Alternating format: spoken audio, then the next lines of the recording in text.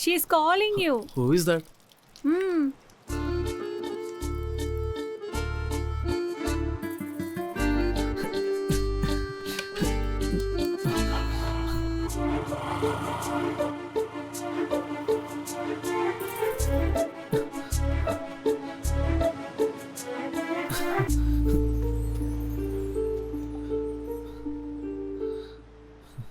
Do you know anything about me?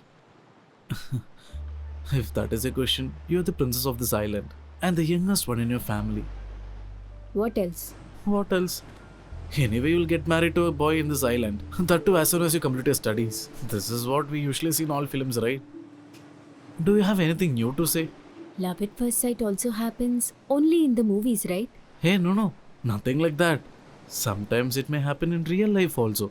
It will be good if it happens right. A lot of my friends are studying in your mainland. They always tell me that all the boys from there, they fall in love at first sight the moment they see a girl. Is that true? Don't you think it's like a disease? That is why my grandma did not let me go study there. Till now, I haven't even seen your place. Sometimes I feel like I might be the only girl who's so excited to visit. Whenever I'm adamant, my grandma asks me, "What are you lacking in this place?" To that, I always answer, "Do we have malls here, multiplexes, at least a metro?"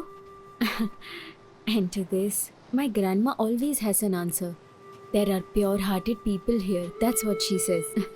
But people there are not like that. That's also true, right, Ajmal? Now, why are you telling all these things to me? My grandma's father was the one who created the boat that you can see there. When my great grandfather went to Kozhikode for business work, he brought back a singer along with him on this boat. My grandmother fell in love with the singer as well as all of his songs. After a few days, the singers all went to Kozhikode on that boat and never returned back. My grandmother's wait went in vain. She gave birth to my mom without marriage. My grandmother raised my mom single-handedly, educated her. And then my mom went to Mangalore to study medicine. After finishing MBBS in house surgery, when my mom alighted from the boat at Kavaratti, she had a small baby in her hand. That was me. I have not seen my father even once till date. You know what? He's not even a Muslim. He belongs to the Hindu caste. Without anyone knowing, my mom fell in love with him, got her marriage with him registered. Still, my grandma didn't take it seriously.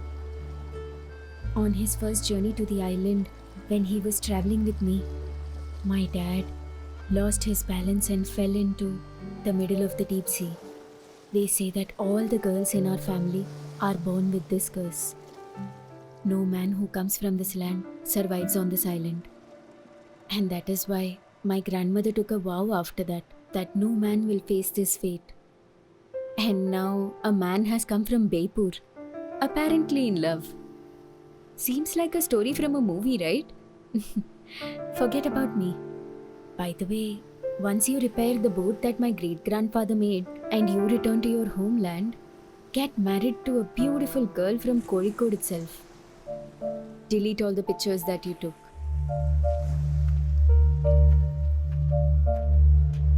Hey, 1 minute, stay there. Usually, in films, heroes used to say these kind of dialogues.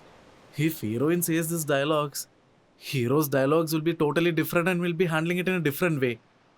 You may be a princess of this island. You may be youngest in the Arakal family. But these weren't the parameters which I felt love in you, you know that? I was completely blank. Anyway, to love a beautiful girl like you, a handsome guy will come like me, right?